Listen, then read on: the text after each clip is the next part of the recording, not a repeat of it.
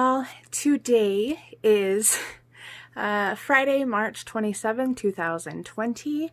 I am coming from you at home, obviously. I took another shower once in a week. Just kidding. So I wanted to just kind of go over a little bit about what's been going on the last couple of days. Excuse me. I went back to work on Tuesday, and Wednesday I was feeling worse. So I called the screening line again for like the third time this month. And since I'm on prednisone and promethazine and I am at high risk, they finally approved me to get the test for COVID.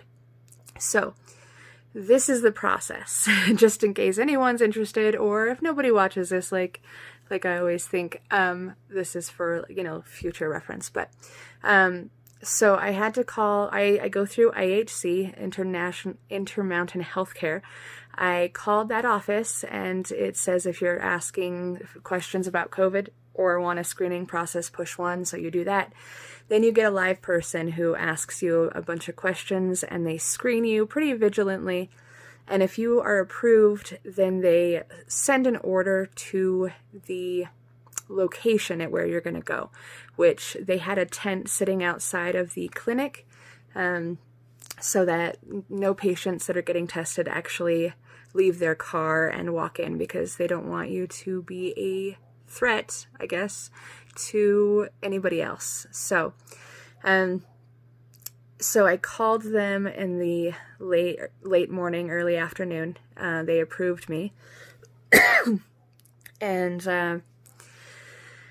then they said, give it a couple of hours. There's a lot of people trying to get tested. It takes a little bit of time for our process to go through. So we'll send the order to them, and it takes a couple of hours to get the order.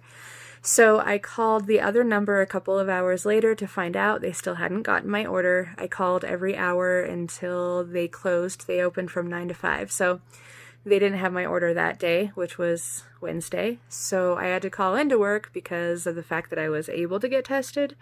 I'm not allowed to go into work. So I called in to work Thursday and talked to my supervisors, and I was able to get a test about 1 p.m.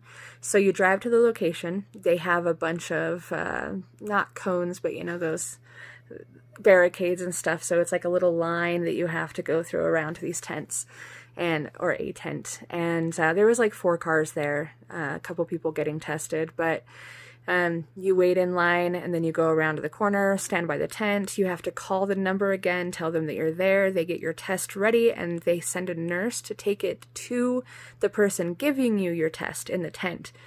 And then, so for me, a lady with like full gear on, and a man with partial gear, they came up. He didn't come to the window. He stayed about 10 feet away, but she came up, told me what the test was going to be. So they take this really small cotton swab, and it's probably about 1 foot long, and they stick about 6 inches or so, maybe about this much, in your nose, nasal cavity.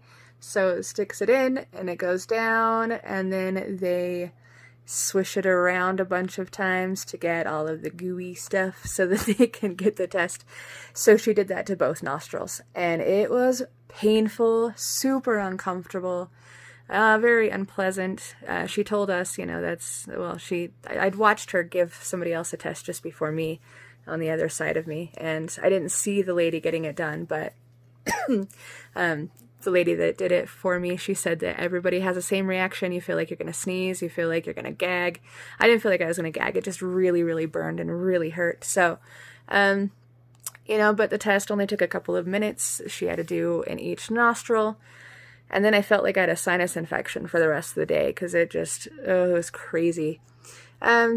So they put it in a little baggie, sealed it off. It's like a little biohazard. She gave it to the guy. She gave me a paper that said, this is what COVID is all about. Let me see. Nope, I didn't put it there. Anyhow, how to stay safe, how not to give it to people if you do have it.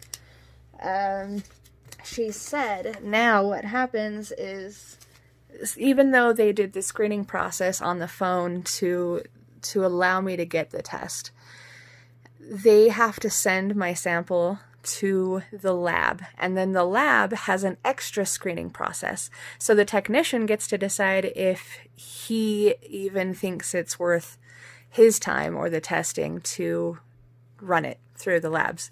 So the nurse said it could take 2 to 9 days for test results. And then if they decide not to test you, you could still be waiting up to 9 days for them to even call you and say, we didn't run your labs. So I am not allowed to go to work while I'm waiting. Because if you're showing the 3 main signs, then management's not allowed to let you into the building. And I work for the Postal Service, as you all know, so it's, difficult. But they will not put me on administrative leave unless my test comes out positive. Then they'll have to pay me 80 hours of admin leave while I get better. The leave that I have right now, they had to start a family leave FMLA case, a Family Medical Leave Act, for the COVID alone. And so, yeah, this is great. I have no leave left because, as y'all know, I've been sick the last couple of weeks, like 3 weeks now. And I went on a cruise in February, so I used like a week and a half. I only get like 3 weeks of leave a year. So I don't have any sick leave because I have an FMLA condition. Hi. So I basically run out of my sick leave the minute that I get it, and annual leave is hard for me to hold on to. I was going to use it for when my son came this summer, but it's not that way. So I'm looking at about a week with no pay. I don't know what I'm going to do, but I know that there's a lot of people out there right now that are in a way worse situation than I am. So I can't complain. I've called my housing company. I've called some other bills, told them, what's going on. They said they might be able to help a little. We'll see how it goes. But when I get my results, if it's negative, then I just need to show those test results to my occupational nurse at work, and she can release me back to work, and I can go on about my life. But if it is positive, then my son and my husband will have to stay in quarantine with me, and we will have to tell everybody in the world that I have even been next to for the last 2 weeks that I was positive, or that they are around somebody that was positive. So I've been sick for a while. I don't know what it is. It's completely different than a normal flu or a normal cold, but I'm getting older. I don't know. So if it's COVID, it is. I'll be fine. I'll get over it eventually.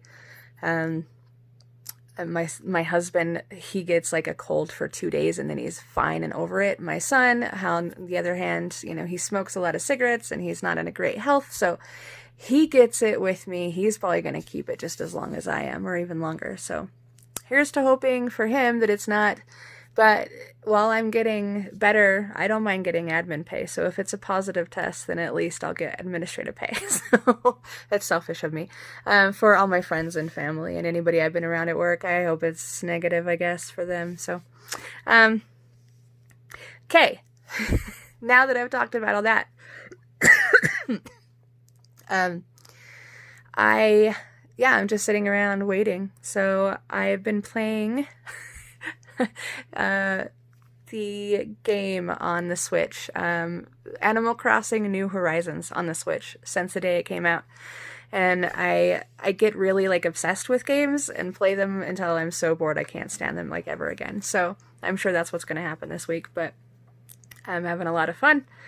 But I feel miserable at the same time. So it's kind of a, double-edged sword there. So stats. Okay, the people that actually came for just the surgical information. These are my stats. And I'll put in the very beginning of this video that everything was COVID up until 10 minutes. And then 10 minutes on is statistics. So I'm going to give it about 10 more seconds before I say anything. As y'all know, I kind of had a little bit of a stall, but that seems to be over now. So last year, I was high weight, 406 pounds. 11/11/2019 was the date of my surgery at the LDS hospital in Salt Lake City, Utah, with Dr. Christina Richards from the Bariatric Medical Institute of Utah. I was 340 pounds. Today, current weight, is 257 so 257, which is a couple pounds down from the last couple days. It's probably because, I'm getting more water in because I'm not feeling well, and I don't know, just because I'm, eating protein. Who knows? But I'm glad that it's not a stall right now, and I hope that I continue to lose for a while. Sorry, I'm trying to stifle. Let's see, how am I feeling? So with everything going on right now, it's really hard to say how I'm feeling.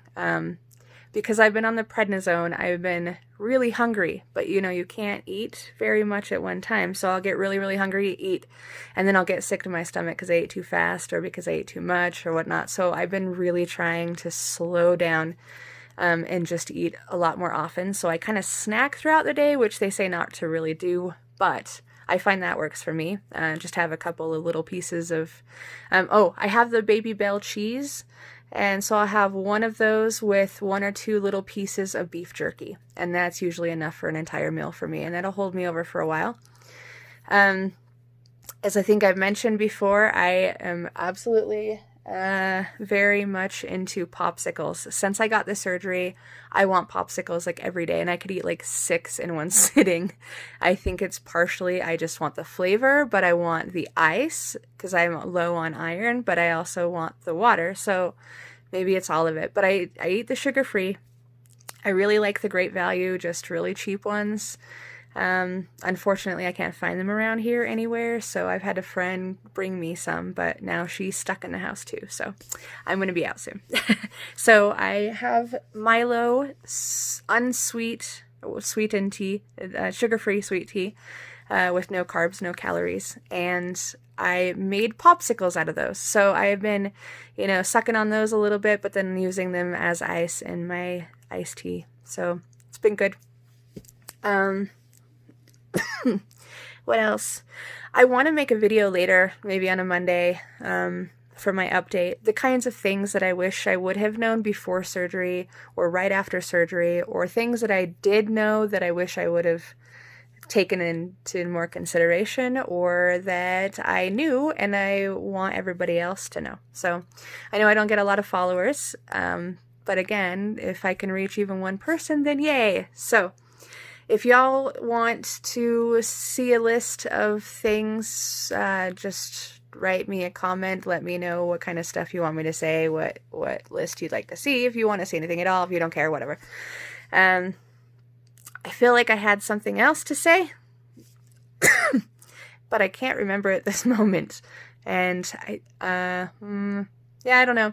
The earthquake stuff, still getting aftershocks, not as much here because I'm a little farther away from all of it. So it's apparently still a thing at my work, but it's getting better and it'll be fine. I'm sure we'll all live to tell another day, to tell another story, to live another day, to fight on. I have no idea what I'm saying. Okay, this is a really long video, and I am sorry. I know people don't usually stay to watch the whole thing anyways. So I will probably just end it here. If I can remember anything, I'll probably put more back.